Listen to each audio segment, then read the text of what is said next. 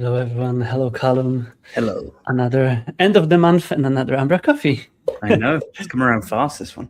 Yeah, that was probably the fastest month, as probably in Umbraco community usually is.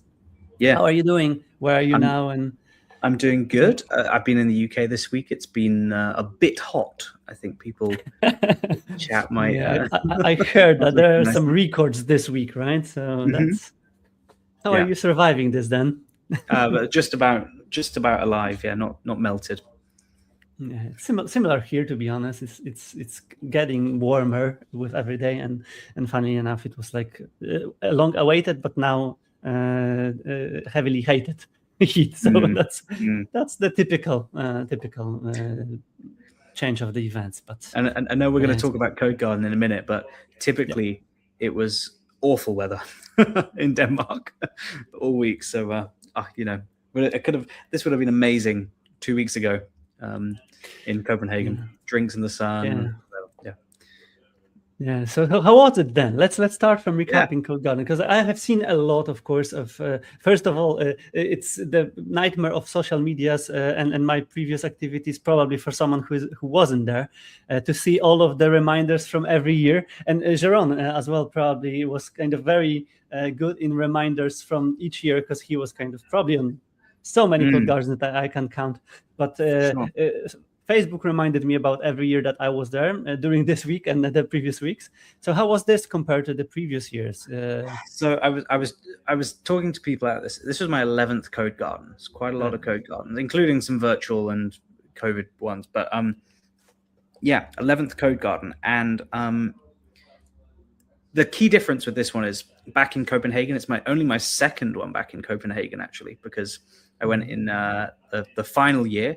And then been in Unza since. It's also probably the first time that Steffi, obviously the wonderful events person at Umbraco, has had kind of a complete blank slate to start again, because it was new venue, new setup, new combined business track with Umbraco talks, and I'm not just saying this, but it was genuinely the best Codegarden that they've had yet. I've come away from many of the events in the past few years feeling a bit lost, a bit disillusioned with where things are going. Like, just with not necessarily just the product, but also the community, and some things not feeling quite right for me. But no, it was excellent, really good. And personally, the thing I found most surprising is I enjoyed the business talks more than the technical talks. I attended a lot of the business track. Yeah, in the previous years, we were talking about the talks which were less technical, that also attracted us better, right? So this now, again, right now, less technical means also more business, and you also transitioned towards more business, and you more are in the business shoes quite often. So that's probably more interesting too as well. For sure, but it was just really nice to see a lot of people we're all competitors, but we're also all peers getting together in the same room, talking openly about the problems that we're facing, and hearing people's solutions and the way they're going about their business, how they're selling Umbraco solutions to their clients. It was genuinely a really good experience, while still having that Codegarden vibe. It didn't feel corporate. It didn't feel like a business conference at all. So, fantastic stuff. And if we can talk about some of the other highlights, people will know I'm not a fan of fun. I don't like fun things.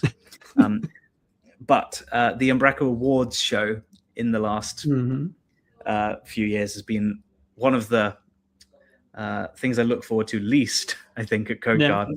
Often a few trips to the bar and just kind of float around at the back. But this time they made it more of a show. So they had different pairs come on and present the different awards, and they all had a bit of a gimmick. It was good fun. It was genuinely good fun. That, in addition to the Thursday night, actually made the event a bit more of a spectacle. So, great work. They had a sweet cave. They had a candy cave as well. Steffi made it. I saw it. It was also quite present in the previous, but it wasn't that much exposed. I have seen this from the pictures this year as well. But it seemed like, again, for me and for everyone who I spoke with, it was like okay, how they will do with the challenge of switching logistics to the new place at the same time doing things that we got used to as a community. But I kind of see that it wasn't a problem at the end of the day. No, and say and again, multiple people that I spoke about with who were there, it seems like it was literally the best version of Codegarden. And I do see, I tweeted and mentioned this quite heavily recently, that people from the community, they switch the roles, they change from developers to business people and various other ways around, and they still support each other. So that's quite a powerful community which is in place already. And now probably the challenge, maybe not a challenge because this is still the same challenge, but still is to convert it into again, benefit of Umbraco as a product, then community, and then business at the end of the day for everyone. 100%. Yeah, it was a really good event. Well, dates are already out for next year, in fact. Yeah, that's true. I can't remember what they are, but I'm going to check because I put them in my calendar. And I'll tell you. Let's see if the page was updated. Yeah, this updated. Yeah, 9th and 10th.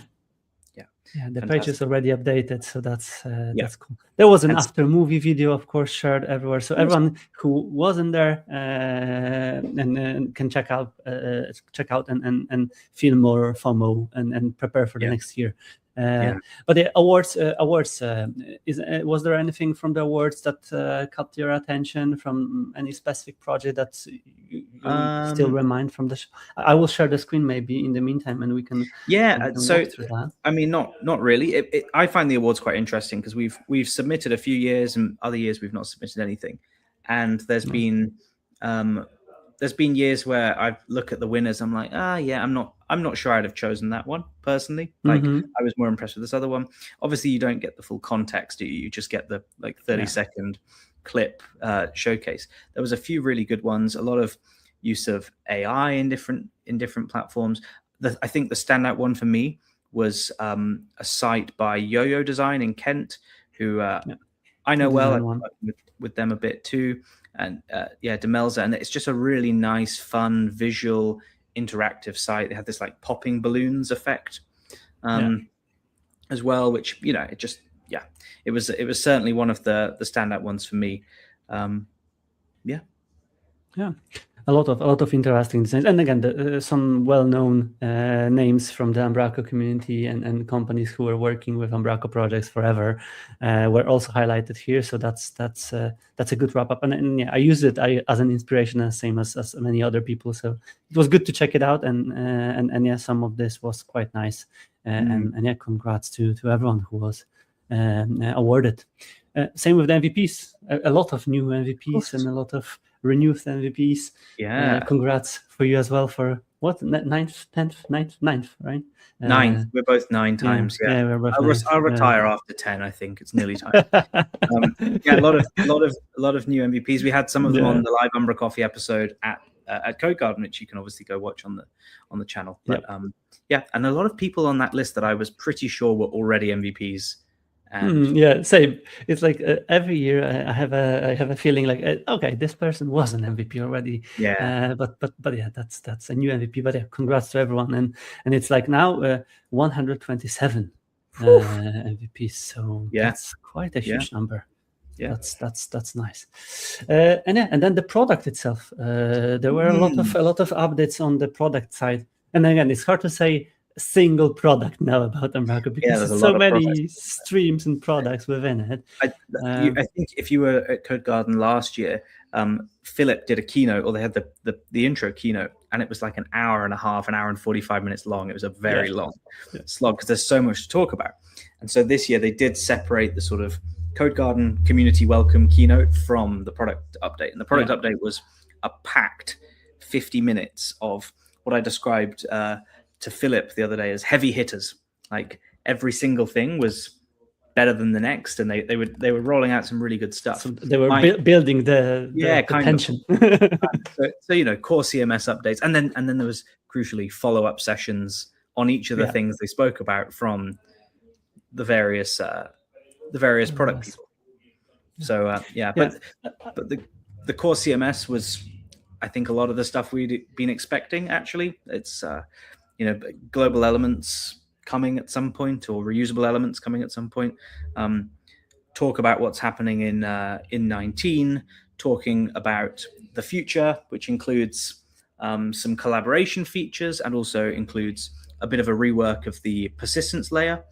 Yeah, a few things, but I think it's worth to mention that the recordings are appearing on YouTube channel, and I think everyone who was subscribed to the event, even the online free version, was able to watch them on the event application.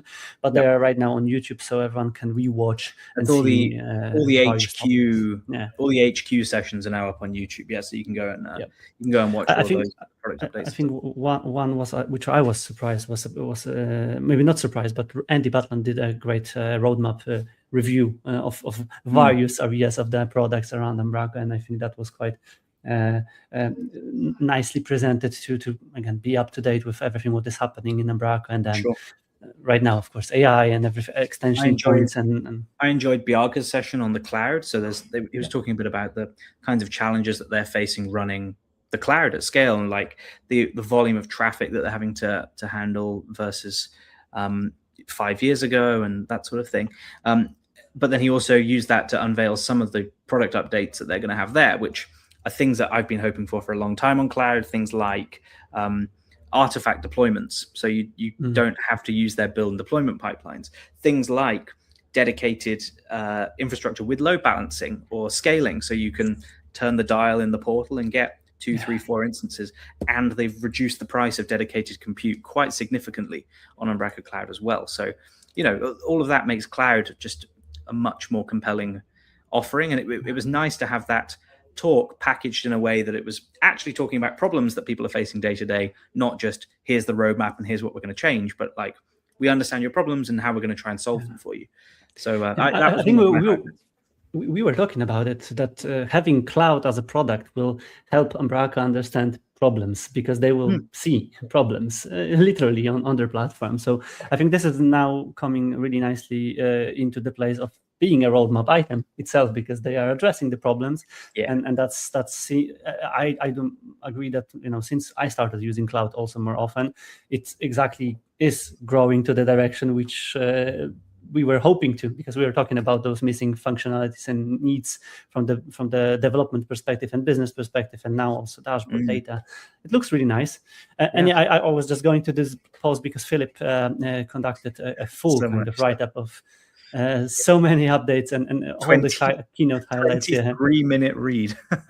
Yes, that's quite a huge article.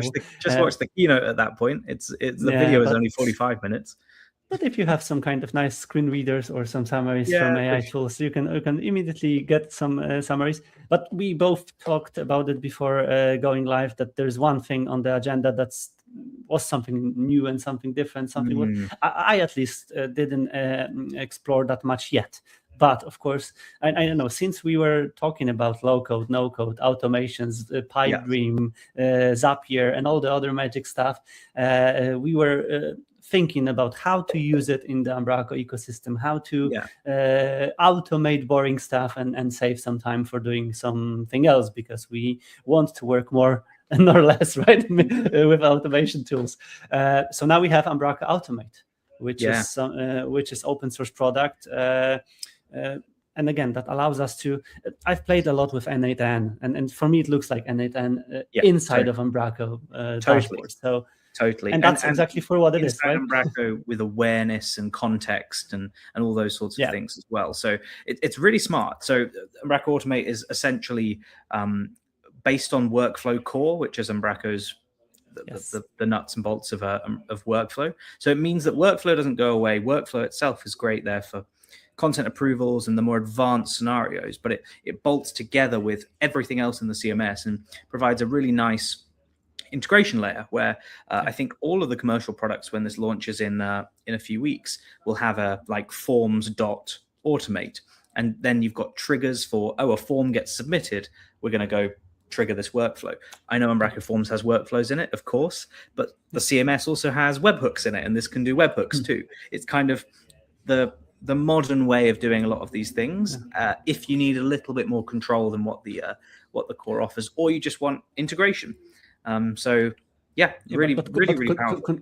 Control is one thing, but what I love about it the most is like isolation from the other things, because previously, again, things like that were possible. You could work with webhooks, we could send, listen to webhooks and stuff like that, but then you were never sure where your data are going, who is in control of them and stuff like that. So right now, at least for me, when I saw it, it was like, oh, now we can definitely put a line in between. Okay, this is the CMS automation, but whatever else is maybe outside of a CMS or needs to be outside of the CMS, cool, this automation can speak with it and then make Zapier, PipeDream, and A10, whatever else can do the rest, right? Yeah, I agree. And this gives the option as well to sort of trace and see the attempts that have been made. So every time that a webhook gets fired or an action gets fired, you can see, and if it failed or passed, it gives you a lot of visibility. You can have notifications that get sent in the case of pass and fail as well. So that's super handy for people plugging these in. And I think they've got this concept of connections, which connect to like third-party data sources, and those can be restricted down as well to certain user groups and based on permissions and that sort of thing in the CMS. It feels very native in Umbraco. So really exciting. My probably highlight as well from everything, especially that it also triggers and tackles the open source part of the system. So it's I'm sure that with the current powers around us, the community will do the rest and make sure that this extension will be for everything. We of course didn't mention it yet. I think maybe we did. It's free and open source. Crucially, I was looking at this, going, "Oh, it's going to be expensive. It's going to be expensive." No, it's free. It's open source, and it benefits the whole ecosystem. I see Owen Williams has already made a extensions for Mastodon extension. So you can hook into Mastodon and send a post in Mastodon and stuff. And that's a great example of where people can use this. Like create a blog post, send a tweet, a LinkedIn post, and a Mastodon post out saying, I've just posted a new blog post with a link. And you don't have to write a single line of code to do that if you've got the relevant plugins and triggers. And one of the examples in the keynote was summarization or transcription of audio. So you upload a file to the media library, it detects it's an MP3, it sends it off to the Umbraco AI integration. So you install Umbraco AI, it's then got actions that can say, get the text out of this audio, and it returns it, and it can then save that into a property, and you don't have to write any code to do that either. And it happens sort of near real time, like within a couple of seconds of an action occurring. This is things that people would have written lots and lots and lots of code to do in the past, and now it just kind of exists in the CMS. So awesome. I must say that I've played also a lot with the tool that we are using for live streaming, and it has also its superpowers right now, because I was looking for a transcript. Boom, I'm going to the edit of the media. I have a transcript. I want to have a highlights. Usually it took a lot of time to find out what interesting we were talking about, or some of my guests in the podcast was talking about. Now AI summary, it already highlights, gives me the timestamp. I do see those capabilities more and more needed inside of the Umbraco media library. And all of us were talking about that media library probably will need to receive a lot of love. And now with all of those capabilities, and editors just need to tell us what they need, what they want. And as you mentioned, transcripts of audio files now, uploading the video, which usually we had a button to put a transcription somewhere. Maybe again, this button can appear later when the transcription will be done for the video. That's crazy and semi-automatic process that right now can be done quite nicely and easy. Exactly. But what's the next? Because you've mentioned Umbraco 18, Umbraco 19 was also even mentioned from time to time. So 19 is the change they're going to do. Like they're aiming for EF core migration during that. It feels very sort of business as usual, small little increments rather than big headline features coming, which is nice. That I think that honestly the next big North Star is this collaboration, these collaboration features in the CMS where report not just who is editing, who is editing, but like the example that was given, which makes a lot of sense. If you've got some like AI tooling that is generating and updating property fields, and you've got an editor that's currently on that same thing and is interacting with it, if they hit save right now, the last one wins condition, and the last one wins, and it overwrites the other one. But going forward, they will actually pop up a merge dialog that says, hey, do you want to combine these two values, and property editors will be able to implement their own merge logic version and preview to show, hey, these are the two. Yeah. These are the two Well, versions. they use Git system for it. That's the problem. No, don't forget, they've already got a pretty basic structured data. That's text merging in the preview, in the rollback feature. So they've just comparing JSON there, and if it's a standard text-based value, they can show removals, additions, the diff, and you can pick and choose one. It's more about awareness rather than it's great. Yeah. But in all of the terms of governance, content overflow in this era, I think this is where the powers of CMS might thrive in the ecosystem, because you can create everything, but the output that you need and someone will curate is the and achieving this quite faster and nicely with the Umbraco friendliness of editor's experience. That's the nice challenge to address. And I think, again, having the CMS core lightweight and even more lightweight than it is, also that Andy mentioned this caching extensions, the powers of using this for the better and faster development phases, MCPs and all of the other stuff. Exciting times ahead for sure. We're getting free MCP on Umbraco Cloud. So Umbraco Cloud sites are going to have a hosted MCP server alongside them, which is great because it also reduces a barrier for people who need to be able to set up MCP, and equally its authentication is usually a bit of a challenge in Umbraco. You have to create an API user and do some other stuff, but in the Umbraco Cloud world, they've got an OAuth based identity provider already there, so you can log in with your Umbraco ID. And so the example that Philip showed was you just put your endpoint in there, it goes, this is how I authenticate, send you to the Umbraco ID login page, you hit login, and you have a configured connected MCP server. It's great. It's a lot more intuitive, and that's going to expand as they introduce the editor MCP and as they introduce the other more focused MCPs for some of the commercial products too. So that's nice. Again, there is a lot of it's hard to say fear, but it is a fear of missing out of all of the AI stuff around, right? So I think generally lowering the entry level. I said this to you just before we went live, and I've been saying this to my team since we came back. If you are not on the latest 17, if you're not embracing the LTS versions, you're actually getting left behind a little bit now. So all of these new cool features are happening in those top bleeding edge versions, and they are stable finally. So you can start upgrading, you can start taking advantage of these things. But if you're stuck on 13, you're going to get left behind, unfortunately. So but that's also addressing the business conversations that are flying around everywhere, because we are usually convincing clients it takes a while to convince the upgrade and to conduct the upgrade. Now it takes less time to upgrade, fortunately, but at the same time, arguments are there, right? So right now, the biggest argument should be that right now without it, we won't be able to keep the pace of upgrading you and us and the business to match the standards and expectations from the outside world. Right? And in the past, people didn't feel like they actually got much tangible value from an upgrade. Like you get a maybe faster, maybe more secure, compliant platform, a few things that have moved and changed, but actually features become possible or capabilities become possible with the upgrades now. So but that's interesting. We do hope and we want to see more of this in place, and right now the business probably will dictate what we will see because that's a naive expectation to be honest, but hopefully that will be business driven and value driven, which is again another keyword flying around, but it needs to be that way, because right now we can build everything. The question is what will be built. So that's a lot, and also not to mention search abstraction, which is also final. So that's one of the steps towards extending this. The day before the event. So there's a whole bunch of new shiny things to go and have a play with.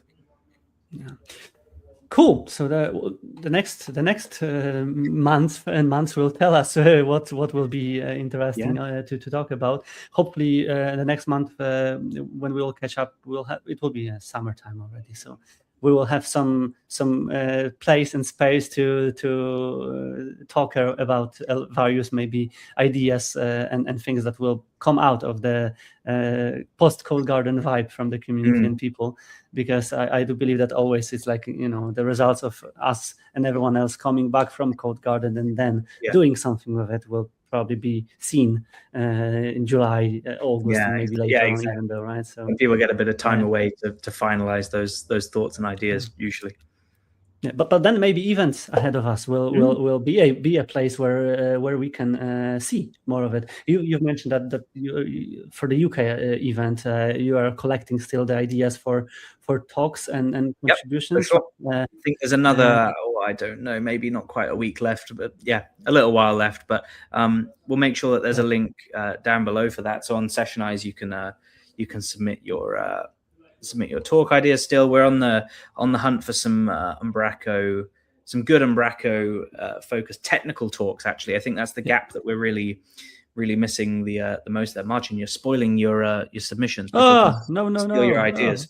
But yeah, I will blur it after.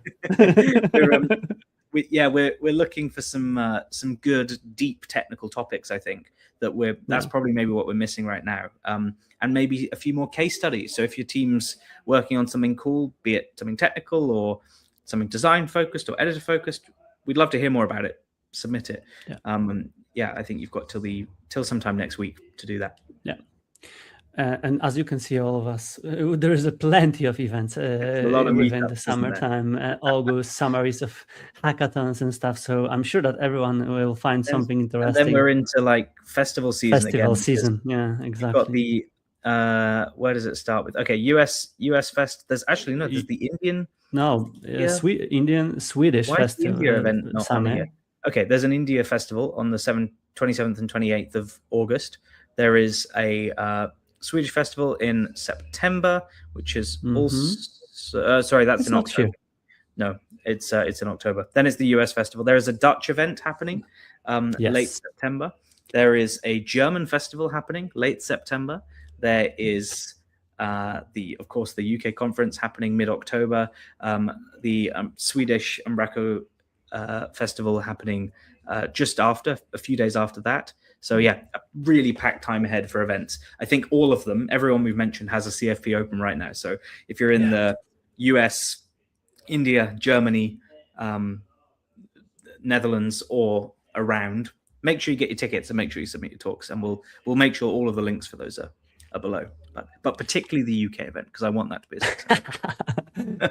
The best talks, the best speakers. No, I think when I spoiled my talks, it was like my day, which I felt inspired of summarizing what I can talk about after. Again, one of the talks was about highlighting 15 years of doing umbraCo stuff. So that was plenty of interesting things that can be summarized. And then I literally submitted it at a couple of events. So fingers crossed, and let's see. But I would love to see, as you mentioned, more of those case studies. And again, right now, maybe not on how, but what is possible to be done. Totally, inspiration. Some inspiration would be good.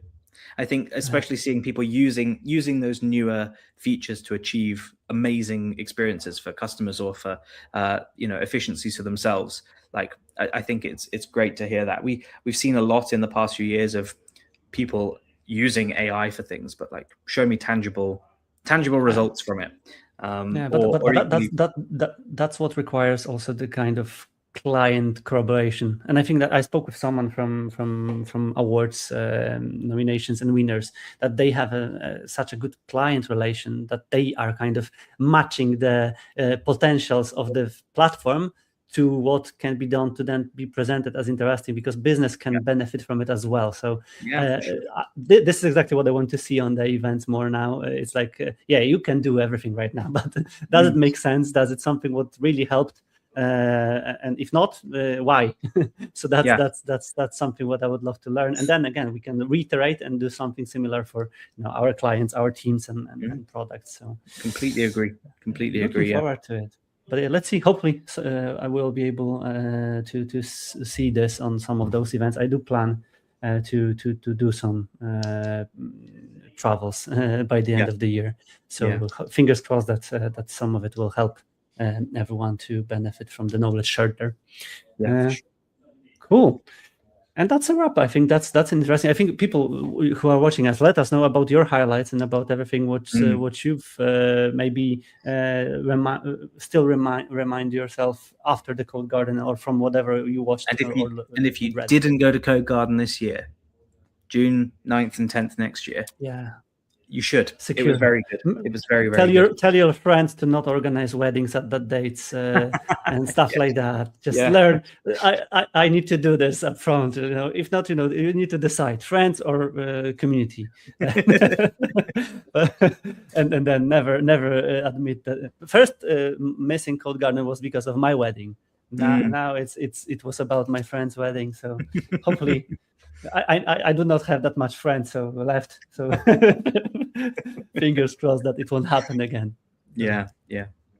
Cool, Callum. Thanks for this summary, and everyone else stay updated and let us know if there is anything interesting that you are working on, because probably we will hopefully get you on umbraCoffee next month or months to let you demo it.